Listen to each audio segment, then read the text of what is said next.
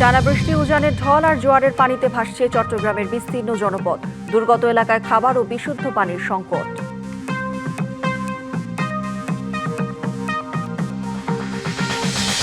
কঠোর শাস্তির বিধান রেখে গুম প্রতিরোধে প্রথমবারের মতো আইন করছে সরকার। স্বাধীন তদন্ত আইনের কার্যকর প্রয়োগের তাগিদ মানবাধিকার কর্মীদের।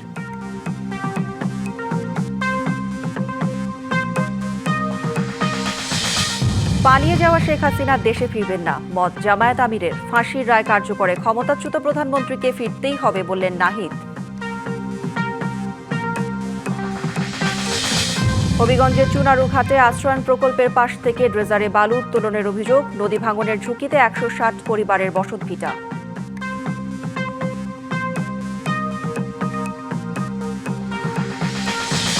ইরানের সঙ্গে আলোচনা অব্যাহত থাকলেও যুদ্ধবিরতি শেষ, মন্তব্য ট্রাম্পের। চলমান হামলার কঠোর জবাবের হুঁশিয়ারি তেহরানের। টানা বৃষ্টি, উজানের ঢল আর জোয়ারের পানিতে চট্টগ্রামে বিস্তীর্ণ জনপদ এখন ভাসছে। পানিবন্দী হয়ে মানবেতর জীবন কাটাচ্ছেন জেলার অন্তত ৪.৫ লাখ মানুষ। সবচেয়ে বেশি ক্ষতিগ্রস্ত সাতকানিয়া ও বাঁশখালী উপজেলা। দুর্গত এলাকাগুলোতে কয়েকদিন ধরেই বিশুদ্ধ পানিসহ শুকনো খাবারের সংকট দেখা দিয়েছে। ভুক্তভোগীদের অভিযোগ, সরকারিভাবে এখনও পর্যাপ্ত ত্রাণ পৌঁছায়নি তাদের কাছে। ত্রাণ কার্যক্রম জোরদারের ৭ উপজেলায় সেনাবাহিনী মোতায়েন করা হয়েছে। এ যেন কোনো জনপদ নয়, যেদিকেই চোখ যায় কেবল থই থই পানি। মাঝে দু একটা ঘরের চালা উকি দিয়ে জানান দিচ্ছে মানুষের অস্তিত্বের কথা। টানা ৫ দিনের অবিরাম বৃষ্টি আর পাহাড়ি ঢলে বিপর্যস্ত পুরো চট্টগ্রাম জেলা। পানি নিচে চলে গেছে অধিকাংশ ঘরবাড়ি, সড়ক ও ফসলি জমি। বিচ্ছিন্ন হয়ে পড়েছে অনেক এলাকার সড়ক যোগাযোগ। গত ৫ দশকের মধ্যে সর্বোচ্চ বৃষ্টিপাতের রেকর্ডে জেলার অন্তত ৪.৫ লাখ মানুষ এখন পানিবন্দী। সবচেয়ে ভয়াবহ পরিস্থিতি সাতকানিয়ায়। উপজেলাটির প্রায় ৭০% এলাকা এখনও পানির নিচে। বিদ্যুৎ ও মোবাইল নেটওয়ার্ক বিচ্ছিন্ন থাকায় চরম দুর্ভোগে পড়েছেন বাসিন্দারা। নিরাপদ আশ্রয়ের খোঁজে অনেকেই ছাড়ছেন আপন ঠিকানা। ৫ দিন ধরে আজকে পানিবন্দী অবস্থায় আছি। টোটালি নাই, বিদ্যুৎ নাই আজকে ৩ দিন ধরে। মোবাইলের নেটওয়ার্কও সমস্যা। আমাদের বিপদে এখনো পর্যন্ত কেউ আসে না বাইরের। এদিকে বাঁশখালী, চন্দনাইশ, লোহাগাড়া ও বোয়ালখালীর বিস্তীর্ণ এলাকাও প্লাবিত হয়েছে। এসব এলাকায় বিশুদ্ধ পানিসহ খাবার সংকট দেখা দিলেও সরকারিভাবে এখনও পর্যাপ্ত ত্রাণ না পাওয়ার অভিযোগ স্থানীয়দের। আজকে প্রায় ৩ দিন ধরে খাবার পানি পাচ্ছি না। কষ্ট মানে কি, অনেক কষ্ট। এখানে তো মনে করুন পানির জন্য তো বাইরে হতে পারছি না। গরু ফার্মের মধ্যে পানি ঢুকে গেছে, গরু নিয়ে অনেক কষ্ট আছি। ৩,০০০ থেকে ৩,৫০০ পরিবার এখানে পানিবন্দী আছে। জেলা প্রশাসন মনে হয় সাতকানিয়া ঢুকছে, কি দিচ্ছে না দিচ্ছে না আমরা পাই নাই, কিন্তু আমার কেউ যদি একটু দেখলে শোনা এটা আমাদের জন্য ভালো হবে। তবে জেলা প্রশাসনের দাবি, দুর্গত মানুষের প্রয়োজন অনুযায়ী সহায়তা পৌঁছে দেওয়া হচ্ছে। নৌকাও যাওয়া সম্ভব হচ্ছে না যে সমস্ত জায়গায়, সেই সমস্ত জায়গায় স্পিডবোটগুলো আমরা দ্রুত পেলে আমরা অপারেশনের কাজ শুরু করব। আমাদের প্রায় ৬৭০টি আশ্রয়কেন্দ্র প্রস্তুত করা আছে। সেই আশ্রয়কেন্দ্রে তাদেরকে আমরা রাখবো, তাদের জন্য সেখানে শুকনো খাবারের ব্যবস্থা থাকবে। এদিকে বন্যা পরিস্থিতি মোকাবিলায় চট্টগ্রামের ৭ উপজেলায় মোতায়েন করা হয়েছে সেনাবাহিনী। সেনা মোতায়েন করা হয়েছে। বন্যা পরিস্থিতি অবনতি ঘটেছে, এখানে ওনারা মূলত রেস্কিউ এবং ত্রাণ বিতরণ দুইটা কাজে আমাদেরকে সহায়তা করার জন্য ওনাদেরকে ডিপ্লয় করা হয়েছে। টানা বৃষ্টি কমলেও অনেক এলাকায় এখনও পানি নামেনি। তাই দুর্গত মানুষের প্রত্যাশা, দ্রুত পর্যাপ্ত ত্রাণ সহায়তা পৌঁছে দিয়ে তাদের দুর্ভোগ লাঘবে কার্যকর উদ্যোগ নেবে সংশ্লিষ্টরা। DBC news desk. কুমিল্লায় গত কয়েকদিনের ভারী বর্ষণে ক্ষতিগ্রস্ত হয়েছে বিভিন্ন গ্রামীণ সড়ক ও আঞ্চলিক মহাসড়ক। এতে বেড়েছে যানবাহন চলাচলের দুর্ভোগ। এ নিয়ে আরও খবর জানাতে কুমিল্লা থেকে সরাসরি যুক্ত হচ্ছেন সহকর্মী নাসির উদ্দিন চৌধুরী, এবং আবহাওয়া নিয়ে খবর জানাতে হবিগঞ্জ থেকে যুক্ত হবেন সহকর্মী সোনিয়া আহমেদ চৌধুরী। শুরুতেই যেতে চাই কুমিল্লায়, সেখানে রয়েছেন সহকর্মী নাসির উদ্দিন চৌধুরী। নাসির, টানা কয়েকদিন থেকে তো অতি ভারী বৃষ্টিপাত হচ্ছে, বৈরী আবহাওয়ায় জনজীবন বিপর্যস্ত। কুমিল্লায় কি অবস্থা, কোথায় কোথায় জলাবদ্ধতা দেখতে পাচ্ছেন, ক্ষয়ক্ষতির কথা তো জানবে এবং প্রশাসনের পদক্ষেপ সব মিলিয়ে জানতে চাই। দিনের ভারী বর্ষণে কুমিল্লায় বড় ধরনের জলাবদ্ধতা কিংবা বন্যার সৃষ্টি না হলেও কুমিল্লার যে সড়ক মহাসড়ক আছে সেই সড়ক মহাসড়কে ব্যাপক ক্ষয়ক্ষতি হয়েছে। সড়ক মহাসড়কে বড় বড় গর্ত সৃষ্টি হয়, যানবাহন চলাচলে অনেকটা বিঘ্ন করছে। এতে যানবাহনগুলো বিকল হয়, যাত্রীরা চরম দুর্ভোগ পোহাচ্ছে, পথে যাত্রীরা চরম দুর্ভোগ পোহাচ্ছে। আমরা এখন একটি সড়ক দেখাতে চাই, যে সড়কে যানবাহন চলাচল করতে গিয়ে যেই বড় বড় গর্তের সৃষ্টি হয়েছে, এই গর্তগুলোতে যানবাহনগুলো আটকা পড়ে যানবাহন বিভিন্ন যন্ত্রাংশ ভেঙে যানবাহনগুলো নষ্ট হচ্ছে। এতে গন্তব্যে যাওয়া যাত্রীরা পথে পথে আটকা পড়ছে। তো এইদিকে গত দুদিন অর্থাৎ কাল এবং আজকে বৃষ্টি না হওয়ায় বড় ধরনের জলাবদ্ধতা সৃষ্টি না হওয়ায় আমাদেরকে জেলা কৃষি কর্মকর্তা যেটি জানিয়েছেন, এতে গ্রীষ্মকালীন সবজির ক্ষয়ক্ষতি কমবে এবং আউশ ধানের ক্ষয়ক্ষতি হবে না বলে তারা আমাদেরকে জানিয়েছেন। তবে বৃষ্টি হলে অর্থাৎ জলাবদ্ধতা বা পানি জমলেই আউশ ধানের ক্ষয়ক্ষতি হবে এবং গ্রীষ্মকালীন সবজির যে ক্ষতি হয়েছে তা হয়তো বাড়বে।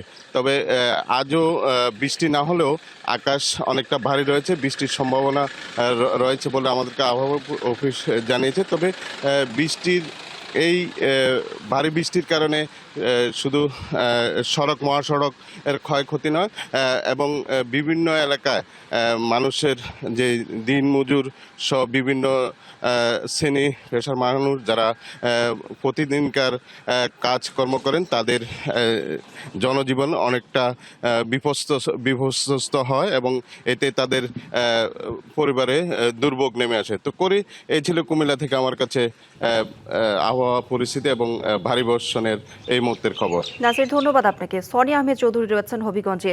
সনি, আপনার কাছে একটু জানতে চাই যে আমরা ইতিমধ্যে জেনেছি যে বাঁধ ভেঙে 20টি গ্রাম প্লাবিত হয়েছে। ক্ষতিগ্রস্ত মানুষের কথা তো জানাবেনই এবং সেই সাথে জানাবেন যে পাহাড়ের পাদদেশে যাদের বসবাস আসলে তাদের নিরাপদ আশ্রয়ে সরিয়ে নেওয়া হয়েছে কিনা এবং যারা নিরাপদ আশ্রয়ে যেতে চান না তাদের বিষয়ে আসলে প্রশাসন থেকে কি ধরনের পদক্ষেপ নেওয়া হচ্ছে, সব মিলে জানাবেন। কৌরি, ধন্যবাদ আপনাকে। আসার খবর হচ্ছে হবিগঞ্জে কিন্তু নদ নদীর পানি কমতে শুরু করেছে। এর ফলে কিন্তু মানুষের মধ্যে একটা স্বস্তি কাজ করছে। বিশেষ করে হবিগঞ্জের যে সদর উপজেলার কালীগঞ্জ এলাকায় সেখানে একটি বাঁধ ভেঙে 20টি গ্রাম প্লাবিত হয়। সেখানে কিন্তু আস্তে আস্তে পানি কমতে শুরু করেছে। আমরা কথা বলেছিলাম হবিগঞ্জের পানি উন্নয়ন বোর্ডের যিনি নির্বাহী প্রকৌশলী আছেন মোহাম্মদ সাইদুর রহমান, ওনার সঙ্গে। তিনি যেমনটি বলছেন যে ইতিমধ্যে তারা কাজ শুরু করার, অর্থাৎ বাঁধ মেরামতের যে কাজ সেটি শুরু করার তারা প্রস্তুতি নিয়েছেন এবং বিভিন্ন সরঞ্জাম নিয়ে আজ তারা ওই ঘটনাস্থলে যাবেন এবং সেখানে যাওয়ার পর যদি পানি আরো কিছুটা কমে আসে সেক্ষেত্রে তারা আজই বাঁধ মেরামতের কাজ শুরু করবেন। আরেকটি বিষয় বলে রাখা প্রয়োজন, হবিগঞ্জের যে খোয়াই নদীর মাছুলিয়া পয়েন্টে বিপদসীমার উপর দিয়ে পানি প্রবাহিত হলেও পানি কিন্তু কমতে শুরু করেছে। এছাড়া বাল্লা পয়েন্টে পানি বিপদসীমার নিচে রয়েছে। হবিগঞ্জের যে কুশিয়ারা নদী এবং সুতাং নদীর পানি বিপদসীমার উপর দিয়ে প্রবাহিত হলেও পানি ধীরে ধীরে কমতে শুরু করেছে। আমরা কথা বলেছিলাম জেলা প্রশাসনের সঙ্গে, তারা যেমনটি বলছেন ইতিমধ্যে যারা বন্যার্ত মানুষ আছেন তাদের পাশে জেলা প্রশাসন সর্বাত্মকভাবে পাশে দাঁড়িয়েছেন। পাশাপাশি তাদেরকে শুকনো খাবার সহ প্রয়োজনীয় সহায়তা দেওয়া হচ্ছে। পাহাড়ি জনপদে যারা বসবাস করছেন তাদেরকে নিরাপদ আশ্রয়ে সরিয়ে নেয়ার ব্যাপারে প্রশাসনে উদ্যোগ গ্রহণ করেছে বলে আমরা জানতে পেরেছি। আরেকটি বিষয় বলে রাখা প্রয়োজন যে গত দুদিন ধরে ঘুরি ঘুরি বৃষ্টিপাত হলেও ভারী কোনো বৃষ্টিপাত কিন্তু হবিগঞ্জে হয়নি। এর ফলে কিন্তু নদ নদীর পানি কমতে শুরু করেছে। ও সব মিলিয়ে হবিগঞ্জের আবহাওয়া পরিস্থিতির উন্নতি হচ্ছে। তো এই ছিল হবিগঞ্জ থেকে আমার কাছে সবশেষ। অনেক ধন্যবাদ আপনাকে। কঠোর শাস্তির বিধান রেখে গুম প্রতিরোধে প্রথমবারের মতো আইন করতে যাচ্ছে সরকার। প্রস্তাবিত আইনে গুমের জন্য সর্বোচ্চ সাজা মৃত্যুদণ্ড। এছাড়া আন্তর্জাতিক অপরাধ ট্রাইব্যুনালের পাশাপাশি সাধারণ গুমের ঘটনায় আইন শৃঙ্খলা রক্ষাকারী বাহিনী তদন্ত করবে বলে খসড়া আইনে বলা হয়েছে। অবশ্য আইনজ্ঞ মানবাধিকার কর্মীরা বলছেন, শুধু কঠোর শাস্তি নয়, স্বাধীন তদন্ত আইনের কার্যকর প্রয়োগে মিলবে সুফল।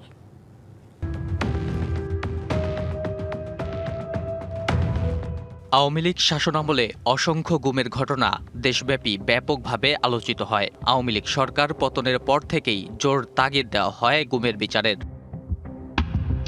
এই ধারাবাহিকতায় গুমকে গুরুতর ফৌজদারি অপরাধ হিসেবে স্বীকৃতি দিয়ে আলাদা আইন প্রণয়নের উদ্যোগ নিয়েছে সরকার। এরই মধ্যে প্রস্তুত করা হয়েছে খসড়া আইন। সম্প্রতি স্বরাষ্ট্র মন্ত্রণালয়ে সেই খসড়া নিয়ে উচ্চ পর্যায়ে বৈঠক হয়েছে। খসড়া আইনে গুমের সর্বোচ্চ শাস্তি মৃত্যুদণ্ড, সর্বনিম্ন শাস্তি 10 বছরের কারাদণ্ড ও 5 বছরের বেশি কেউ নিখোঁজ থাকলে ভুক্তভোগী পরিবারের জন্য গুম সনদ পাওয়ার প্রস্তাব রাখা হয়েছে।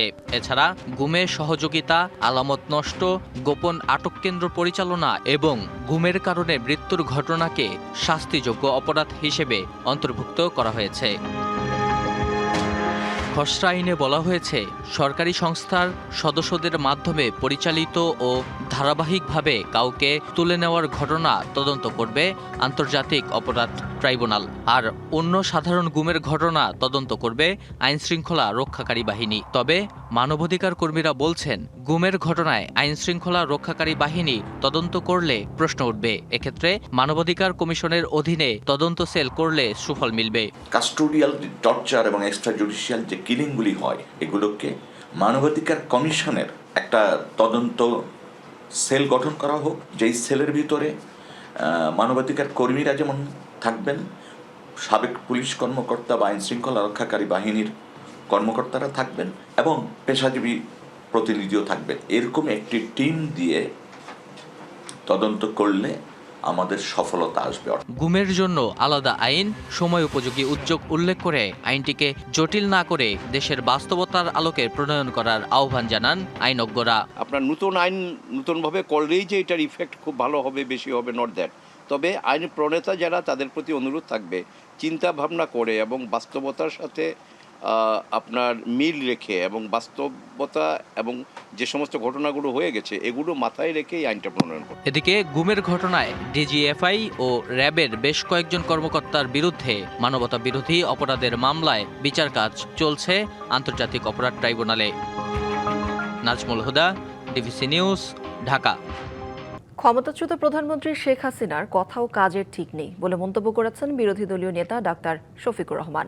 বলেন, তিনি পালাবেন না বললেও ঠিকই দেশ ছেড়ে পালিয়েছেন, এখন ফেরার কথা বললেও আসবেন না। শেখ হাসিনা দেশে ফিরে আত্মসমর্পণ করবেন কিনা চট্টগ্রামে সাংবাদিকদের প্রশ্নের জবাবে এসব কথা বলেন জামায়াতের আমির।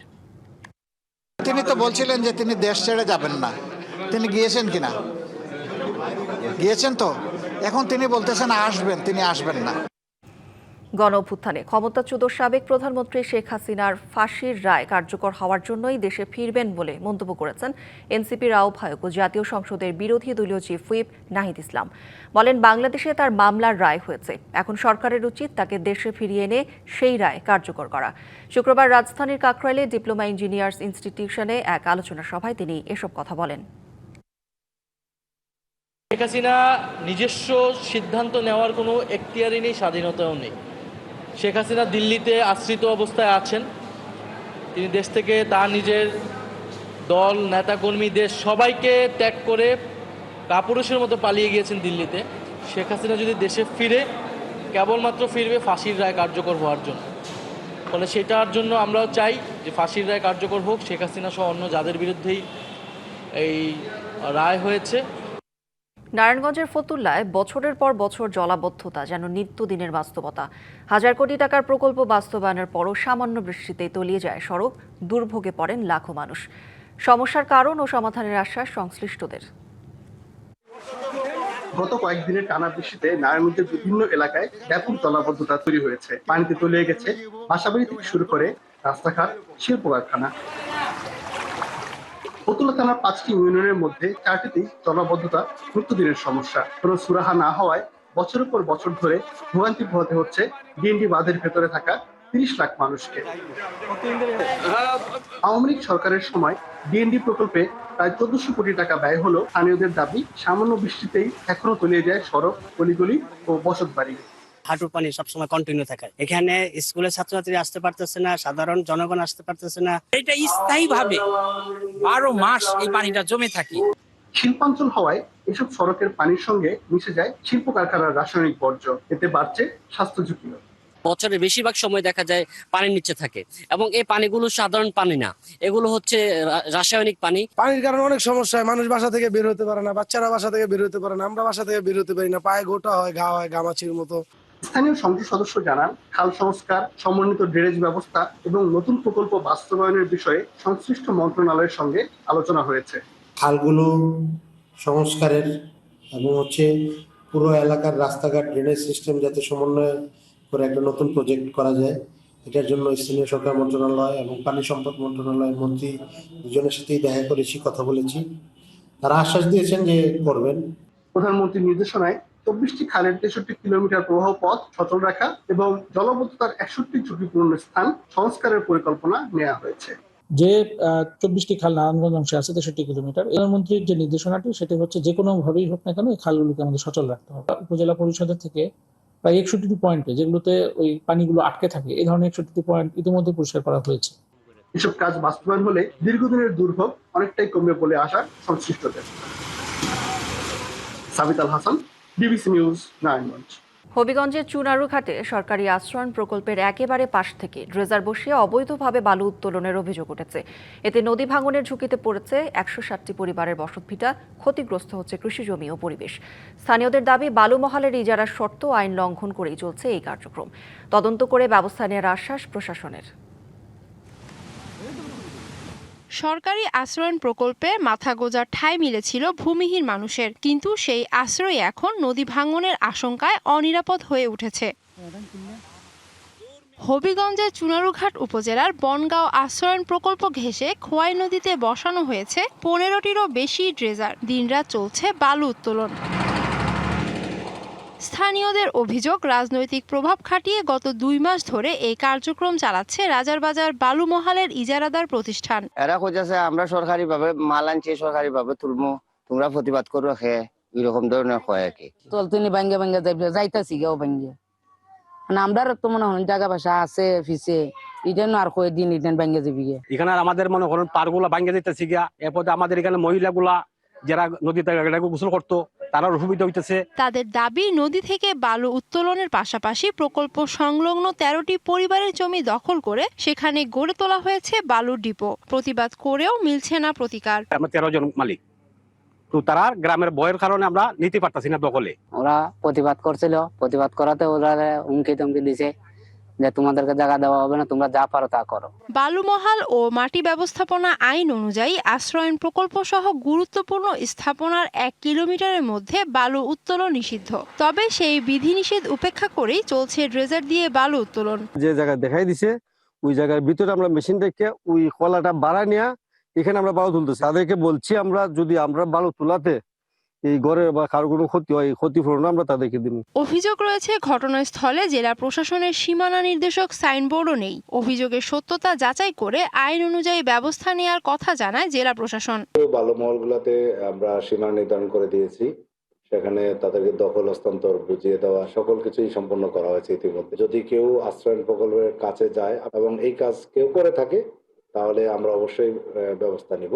চলতি বাংলা 1433 সনের জন্য প্রায় 27 কোটি টাকায় রাজার বাজার বালু মহালের ইজারা দেওয়া হয়। জনস্বার্থ ও পরিবেশ রক্ষায় জেলা প্রশাসনের সঠিক তদারকির দাবি স্থানীয়দের।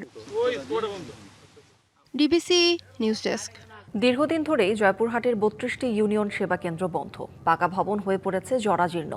কোনো কোনো কেন্দ্র পরিণত হয়েছে মাদকের আখড়ায়। দীর্ঘদিন কেন্দ্রগুলো বন্ধ থাকায় ফসল উৎপাদনে কাঙ্ক্ষিত সরকারি সহযোগিতা পাচ্ছেন না প্রান্তিক কৃষক।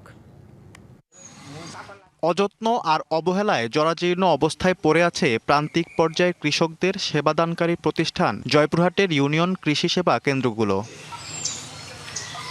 শুরুর দিকে কেন্দ্রগুলোতে বীজ, সার, কীটনাশক ও কৃষিপণ্য সংরক্ষণ করা হতো। পরে কৃষকদের সুবিধার্থে নিয়োগ করা হয় উপসহকারী কৃষি কর্মকর্তা, যারা ফসল উৎপাদনে কৃষকদের নিয়মিত পরামর্শ দিতেন।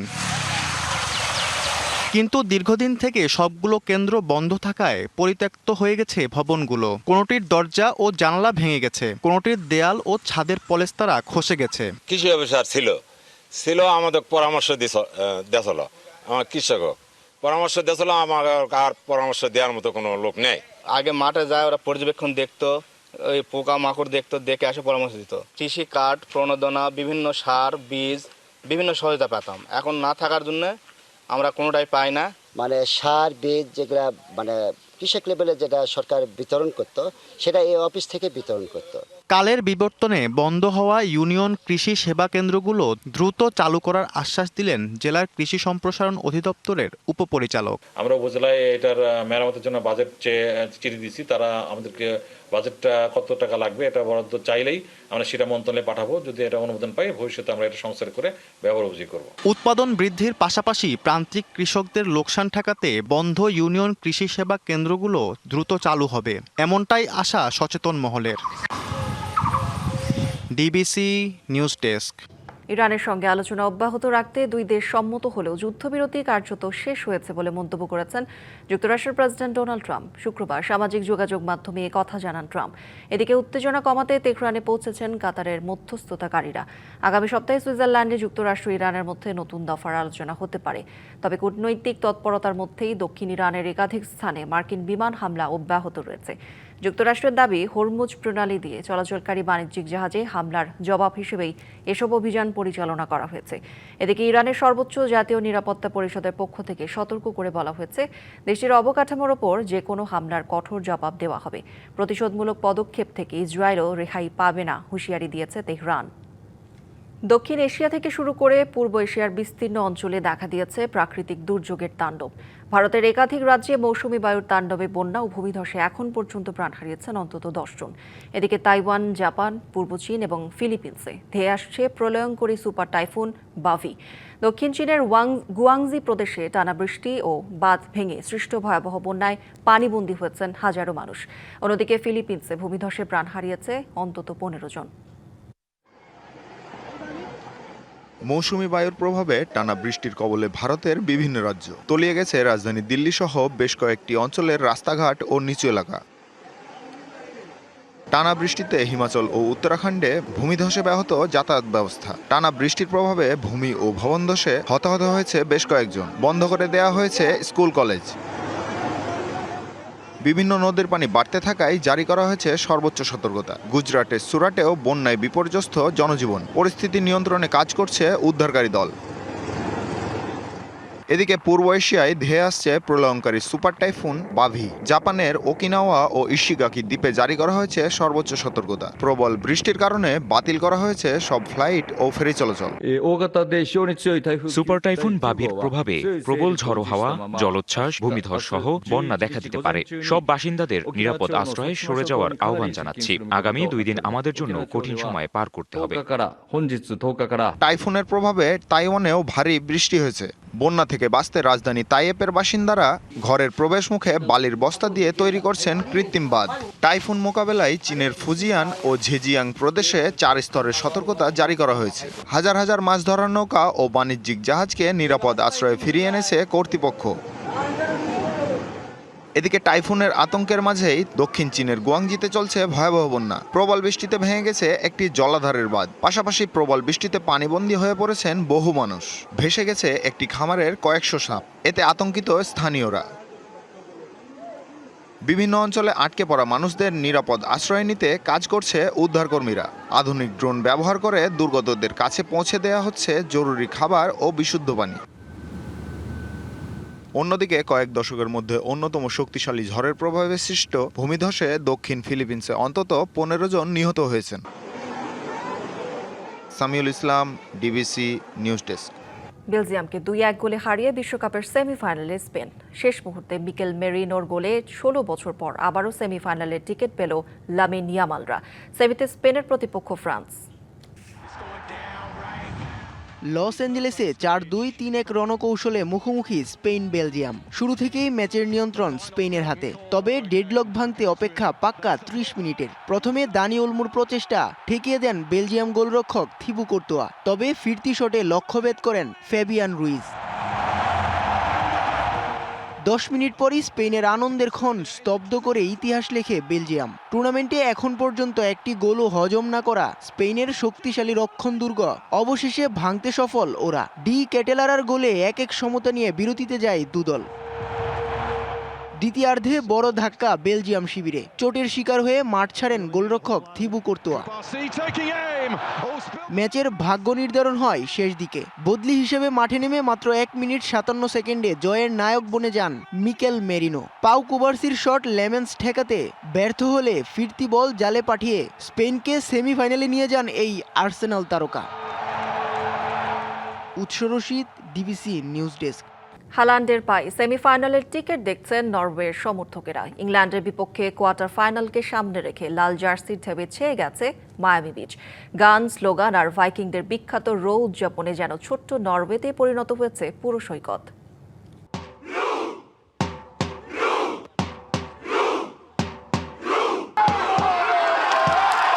মায়ামি বিচে চোখ রাখলেই মনে হবে যেন আমেরিকায় নয়, নরওয়ের কোনো সমুদ্র উপকূলে চলে এসেছেন। চারদিকে লাল জার্সির সমুদ্র, হাতে জাতীয় পতাকা, মুখে প্রিয় দলের গান, আর একসঙ্গে বসে নৌকা চালানোর ভঙ্গিতে উল্লাস হাজারো সমর্থকের।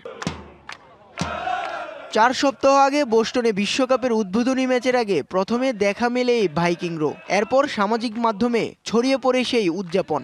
এখন বার, ট্রেন, বাস, শপিং মলের অ্যাক্সিলেটর, যেখানেই নরওয়ের সমর্থক সেখানেই অভিনব উদযাপন। ইংল্যান্ডের বিপক্ষে কোয়ার্টার ফাইনালকে ঘিরে সেই উন্মাদনা পৌঁছেছে নতুন উচ্চতায়। আমরা যেন একসঙ্গে নদীর স্রোতে ভেসে চলেছি। নৌকা বাইতে হচ্ছে না, শুধু স্রোতের সঙ্গে ভেসে যাচ্ছি।